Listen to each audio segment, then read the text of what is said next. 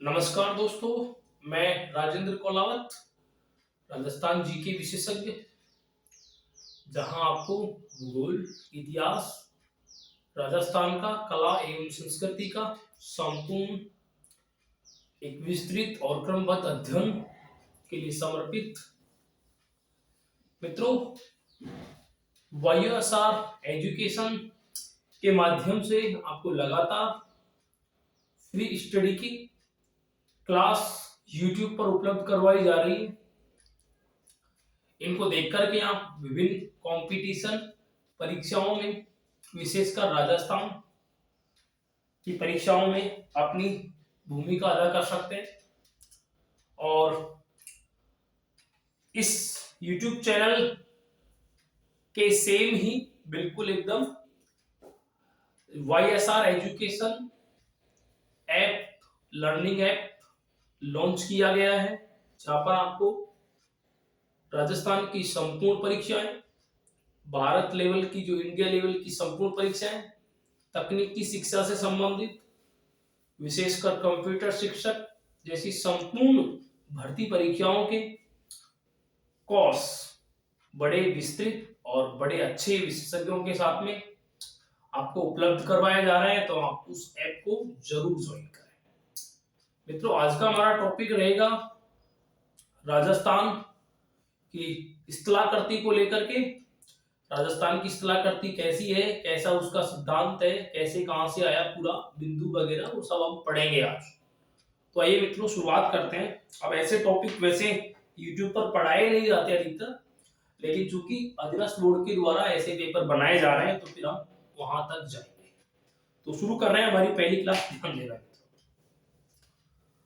राजस्थान विशेष class का नाम रहेगा राजस्थान विशेष। राजस्थान विशेष पढ़ने वाले क्या है, तो आप ध्यान देना। सबसे पहले तो हम यही पढ़ने वाले स्थलाकृति को लेकर के, यानी कि राजस्थान की स्थलाकृति कैसी है, बनावट तो हम आगे पढ़ ही लेंगे। स्थलाकृति के बारे में जो क्वेश्चन बन सकते हैं। मित्रों, राजस्थान की स्थलाकृति का सिद्धांत क्या है, किस सिद्धांत पर आधारित है राजस्थान की स्थलाकृति? तो मित्रों, आपको थोड़ा ध्यान रखना पड़ेगा। राजस्थान की स्थलाकृति का सिद्धांत है वैगनर का सिद्धांत। वैगनर का सिद्धांत। आपसे पूछा जाए राजस्थान की स्थलाकृति किस सिद्धांत पर आधारित है, तो वो ध्यान रखना आएगा हमारा वैगनर का सिद्धांत। वैगनर के सिद्धांत पर पूर्णतः आधारित है। काफी महत्वपूर्ण है, वैगनर के द्वारा दिया गया, अल्फ्रेड वैगनर के द्वारा दिया गया सिद्धांत। आगे मैं आपको भौतिक प्रदेशों में तो इसको विस्तृत पढ़ाऊंगा ही, लेकिन यहाँ पर थोड़ा सा हम देखें तो अंगारा लैंड, गोंडवाना लैंड और 33 सागर का जो भाग बताया जाता है, पेंजिया जो ग्रेट महाद्वीप हुआ करता था, पैंतालासा जो ग्रेट महासागर हुआ करता था, उसकी पूरी परिभाषा हमको मिलती है। यानी कि हम कह सकते हैं इसको महाद्वीपीयता का सिद्धांत। विश्व में तो हम इसको इसी नाम से जानते हैं। यहाँ पर ज्यादा विस्तृत बातें नहीं करेंगे, क्योंकि हम स्थलाकृति के बारे में ही पढ़ रहे हैं। अभी भौतिक प्रदेशों का भी चर्चा ही नहीं की है, तो फिर बताएं कैसे उसे। तो वैगनर का सिद्धांत ये महत्वपूर्ण है। राजस्थान के स्थलाकृति का इतिहास से सिद्धांत पूछा जा रहा है। इसके बाद प्रिंसिपल के लिए तो ठीक है, लेकिन हम चले आगे की बताने वाले कौन है। राजस्थान की स्थलाकृति को बताने वाले पहले विद्वान कौन है, तो ध्यान रखना पहले विद्वान की यदि हम बात करें तो क्वेश्चन तो बड़ा मोस्ट है। ध्यान रखना, राजस्थान की स्थलाकृति, राजस्थान की स्थलाकृति बताने वाले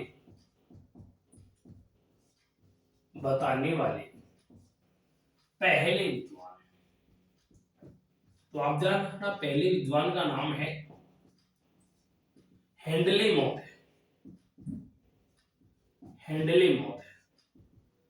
हेंडले मौर्य ने राजस्थान की स्थलाकृति को सबसे पहले बताया। सबसे पहले बताने वाले कौन होंगे? हेंडले मौर्य, स्थलाकृति बताने वाले। अब हेंडले मौर्य का संबंध कई बार रियासतों से पूछ लिया जाता है। इसका संबंध किस रियासत से था हेंडले का, और किस शासक से था, क्योंकि वो क्वेश्चन भी आ सकता है, तो महत्वपूर्ण इंपॉर्टेंट। इनका संबंध, इनका संबंध जयपुर रियासत से था। जयपुर रियासत से था। और जयपुर रियासत के शासक कौन थे? तो इंपॉर्टेंट है, जयपुर रियासत के समकालीन शासक, समकालीन शासक रामसिंह द्वितीय थे। किसके समय के हैं? रामसिंह द्वितीय के समय के हैं। तो अभी तक हमने दो बातें महत्वपूर्ण तरीके से पढ़ ली। अच्छा, सबसे मोस्ट तो इसमें यही है हैंडलिंग मोदी का, क्योंकि ये क्वेश्चन अध्ययन बोर्ड के द्वारा कई बार पूछा गया है, लेकिन बच्चे इसको अभी लगातार गलत करते जा रहे हैं। यह भी पूछा नहीं गया, लेकिन कभी पूछे तो थोड़ा ध्यान रखिए आप। सिद्धांत पूछे तो वेगनर का सिद्धांत आया, और इस्तेलाह करती यदि आपसे पूछी जाती तो हेनले का सिद्धांत बताएं। लेकिन हाँ, हेनले का संबंध किस रियासत से था? तो वो आएगी आपकी जयपुर रियासत। जयपुर रियासत में समकालीन शासक कौन होंगे? तो सवाई रामसिंह सेकंड, द्वितीय होंगे, प्रथम नहीं होंगे, द्वितीय होंगे, सवाई रामसिंह द्वितीय। वैसे सवाई रामसिंह द्वितीय ने काफी अच्छे काम करवाए थे जयपुर में, तो वो हम बातें आगे पढ़ेंगे जब इतिहास हम पूरा पढ़ लेंगे। फिलहाल इस्तेलाह करती को लेकर के दो बातें कंप्लीट होती हैं। एक बार आप इसका स्क्रीनशॉट लीजिए मित्रों, फिर मैं थोड़ा सा और आगे बढ़ता हूं। नेक्स्ट, अब यदि हम आगे चले तो इस्तेलाह करती का तो दो पैटर्न बनता है, लेकिन विशेष पढ़ रहे हैं तो थोड़ा सा और आगे चलेंगे।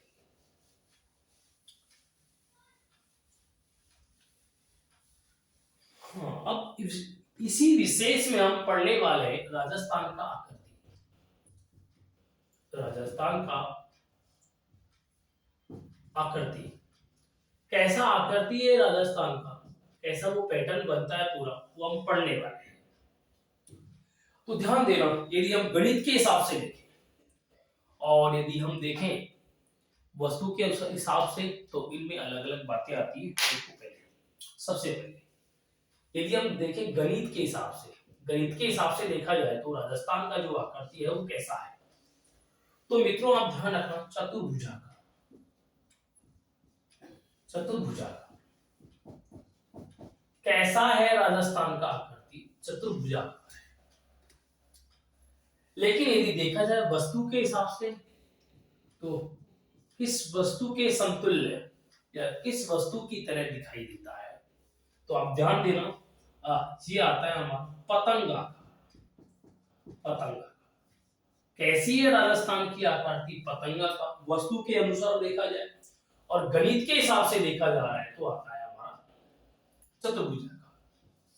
कहीं ना कहीं दोनों बातें भी आपको क्लियर हो जानी चाहिए राजस्थान की आकृति को लेकर के। तो फिलहाल आप इनका भी स्क्रीनशॉट लीजिए और आगे हम बढ़ते हैं।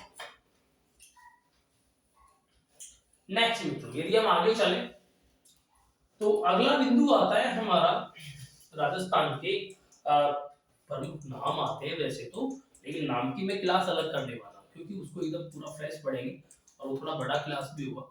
इस क्लास में तो अभी हम जानेंगे राजस्थान की इस्तेलाह करती और उसके प्रमुख बिंदु। तो अगला आता है राजस्थान, राजस्थान के प्रमुख बिंदु। राजस्थान के प्रमुख बिंदु कैसे कैसे बनेंगे मित्रों, तो ये थोड़ा सा ध्यान रखेंगे। एक बार मैं पूरा स्टेप बना लेता हूँ राजस्थान की मैप का, जिससे आपको थोड़ा सा अंदाजा लग सके। तो इस तरीके से हम राजस्थान का ये मैप क्रिएट करते हैं लगभग इस तरीके से। ये आपका झालावाड़ और बारा और ये आपका भरतपुर का क्षेत्र और ये तो आपका है पूरा एकदम राजस्थान। तो लग रहा है ना मित्रों चतुर्भुजा का लगभग हमारा राजस्थान। और इसी में यदि हम चले तो थोड़ा बिंदुओं की बात कर लेते हैं एक बार। तो आप देखिए बिंदु कैसे बनाएंगे। सबसे पहले मित्रों यहाँ पर एक बिंदु बनता है ऊपर, इसके बाद में एक बिंदु बनाएंगे हम यहाँ पर, इस जगह पर, यहाँ पर। इसके बाद में एक बिंदु बनेगा हमारा यहाँ पर और एक बिंदु बनता है यहाँ पर। कितने बिंदु हो गए मित्रों? 4 हो जाते हैं और एक बिंदु हमको बनाना है बीच में। अब थोड़ा सा क्या है, परीक्षाओं में कई बार इसको थोड़ा सा अलग तरीके से भी पूछता है, नंबर लगा दिए बड़ा दिक्कत हो जाएगा, वो भी पूछता है तो हम उसका भी बात करेंगे। लेकिन फिलहाल देखिए सबसे ऊपर, तो ये कौन सा बिंदु होगा मित्रों, तो इसको अपन कहेंगे उत्तरी बिंदु। ध्यान दें, इसे हम कहते हैं उत्तरी बिंदु कहते हैं। और ये कौन सा होगा मित्रों, तो इसको हम कहेंगे पश्चिमी बिंदु। पश्चिमी बिंदु, इसको हम पश्चिमी बिंदु कह देंगे। इसके बाद में ध्यान रखना, ये बिंदु होगा हमारा, इसको हम कहेंगे पूर्वी बिंदु। पूर्वी बिंदु। और ये जो बिंदु होगा मित्रों, इसे हम कहेंगे दक्षिणी बिंदु। दक्षिणी बिंदु। तो इस तरीके से कितने बिंदु बनते हैं, 4, और एक बिंदु बनता है बीच में, इसको हम कहेंगे राजस्थान का मध्य बिंदु। राजस्थान का मध्य बिंदु। तो कितने बिंदु हो जाते हैं मित्रों, 5। 5 का ही एक बार हम जिक्र करेंगे, अच्छे से इनको पढ़ेंगे तो सबसे ऊपर चलते हैं। यहाँ पर जो बिंदु है उसका नाम क्या है, तो मित्रों ध्यान देना, पहले तो गांव का नाम देंगे, छोटा पार्ट। तो मित्रों गांव का नाम है कोणा गांव। ध्यान रखना क्या नाम है, कोणा। कोणा, ध्यान रखना कोणा गांव कहां पर पड़ता है मित्रों, तो आप ध्यान रखना श्री गंगानगर। श्री गंगानगर, कोणा गांव श्री गंगानगर। इसके बाद यदि हम देखें तो नीचे, तो ये आता है आपका बोरकुंड गांव। बोरकुंड गांव कहां पर पड़ता है बोरकुंड गांव, तो आप ध्यान रखना कुशलगढ़ तहसील। कुशलगढ़ तहसील, तहसील आए तो कुशल, और जिला पूछे तो आप ध्यान रखना बांसवाड़ा। जिला आएगा बांसवाड़ा। इसके बाद में पश्चिमी बिंदु देखते हैं मित्रों, तो यहाँ पर आता है और इसका नाम होता है कटरा। कटरा गांव कहां पर पड़ता है मित्रों, कटरा गांव, तो आप ध्यान रखना सम तहसील। सम तहसील कहां पर है, सम तहसील जैसलमेर। कहां पर है सम तहसील, जैसलमेर में। तो कटरा गांव ये बिल्कुल पश्चिमी बिंदु होता है मित्रों। सबसे पूर्व में चले तो यहाँ पर आता है शिलोंग गांव, या तो हम इसको कई बार शिलोंग कहते हैं, या फिर हम कई बार इसको सिलावट भी कहते हैं। सिलावट कहां पर पड़ता है मित्रों ये, तो आप थोड़ा ध्यान रखना राजखेड़ा तहसील। राजखेड़ा तहसील। और ये भी कहां पर पड़ता है, तो आप ध्यान रखना धौलपुर में। ये कहां पर पड़ता है, धौलपुर में। तो इस तरीके से ये बनता है हमारा। तो अभी तो बिंदु बनाए हमने 4, और सबसे बीच में, बिल्कुल बीच में यहाँ पर जो गांव पड़ता है उसका नाम है लामपोलाई गांव। लामपोलाई गांव कहां पर पड़ता है मित्रों, तो आप ध्यान रखना लामपोलाई गांव कहां पर पड़ता है ना, ऐसे। तो सबसे उत्तरी बिंदु, सबसे दक्षिणी बिंदु, सबसे पश्चिमी बिंदु और सबसे पूर्वी बिंदु। अगर यहाँ पर कभी वो नंबर भी लगाता है तो वो भी हम करेंगे, कैसे मित्रों, थोड़ा सा उसका भी एक पैटर्न बनता है, किस तरीके से क्वेश्चन वो बन सकता है। जैसे आपको नंबर लगा दिए उसने, यहाँ पर लगा दिया 1 नंबर, यहाँ लगा दिया उसने 2 नंबर, यहाँ लगा दिया उसने 3 नंबर, यहाँ लगा दिया उसने 5 नंबर, और यहाँ लगा दिया उसने 4 नंबर। और क्वेश्चन को कैसे लगा दिया उसने, तो इस तरीके से क्वेश्चन निम्न निम्न को क्रम से लगाइए। निम्न को क्रम से लगाइए। क्या क्रम से लगाना है, तो आप ध्यान रखना यहाँ पर वो किस तरीके से हमसे क्वेश्चन सेट करवाएगा। क्रम से लगाने का कह दिया उसने, और फिर यहाँ पर कह दिया उसको, सबसे पहले उसने कहा है आपका कोणा गांव। कोणा गांव, उसके बाद में उसने कह दिया सिलोन गांव, और उसके बाद में उसने कह दिया कटरा, और उसके बाद में कह दिया बोरकुंड गांव। 4 दे दिए उसने। अब आंसर को कैसे सेट करना पड़ेगा, तो आंसर उसने दिए ऐसे, option A, option B, option C और ऑप्शन डी। तो अब वो ऑप्शन दे रहा है 1 2 3 4, क्या ये वाला आंसर सही है। अब आप बताएंगे उस चीज को कैसे कैसे वो बनता है। क्या ये वाला आंसर सही है आपके? और ये आपका 5, क्या ये सही है आपके? और या फिर ये सही है? 4, 2, 1 और 3, या फिर आपका ये सही है? 1, 2, 4 और 3। तो इनमें से आपको ऐसे वो क्वेश्चन भी सेट करना पड़ेगा, तो आप इसको देखिए एक बार। सबसे पहले मित्रों हमको दे रखा है कोणा, तुमको देखना चाहिए कोणा गांव कितने नंबर पर है। कोणा गांव कितने नंबर पर है? 4 नंबर पर। कहीं ना कहीं दोनों में से आंसर होगा। इसके बाद में आता है सिलोन गांव, 1 नंबर, 1 नंबर। इसके बाद में कटरा गांव, तो कटरा गांव 2 नंबर। और उसके बाद में बोरकुंड गांव, तो नंबर 5। तो कहीं ना कहीं हमारा जो आंसर आता है इसका, अब वो कौन सा आता है एकदम, तो आंसर कौन सा होगा? तो ये हमारा एकदम करेक्ट आंसर होगा। कौन सा? बी। तो ऐसे क्वेश्चन बनेंगे मित्रों, इन पर हमको ध्यान रखना पड़ेगा थोड़ा सा। स्क्रीनशॉट लीजिए एक बार, फिर थोड़ा सा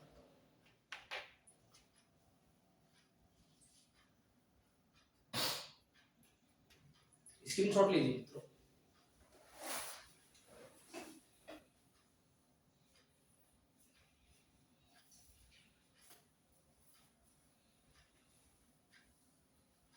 तो मित्रों आज की क्लास में इतना ही। शेष हम मिलते हैं अगली वीडियो के साथ। यदि आपको क्लास पसंद आई हो तो आप लाइक करें, शेयर करें और अपने दोस्तों के साथ में इसको बिल्कुल शेयर करें। और नए आए तो चैनल को सब्सक्राइब करें। और आपको बता ही दिया है मेरी वीडियो की शुरुआत में कि हमने एक YSR एजुकेशन के नाम से ऐप लॉन्च किया है। एजुकेशन ऐप है, लर्निंग है वहाँ पर, और वो आपको बिल्कुल एकदम निःशुल्क उपलब्ध है। प्ले स्टोर पर जाकर के उसको जल्दी से जल्दी आप अपने मोबाइल फ़ोन में या फिर यूट्यूब का जो चैनल है उसको सब्सक्राइब करके, कैसे भी डिस्क्रिप्शन में उसका लिंक भी दिया गया है, वहाँ से आप उसे लें। तो धन्यवाद दोस्तों।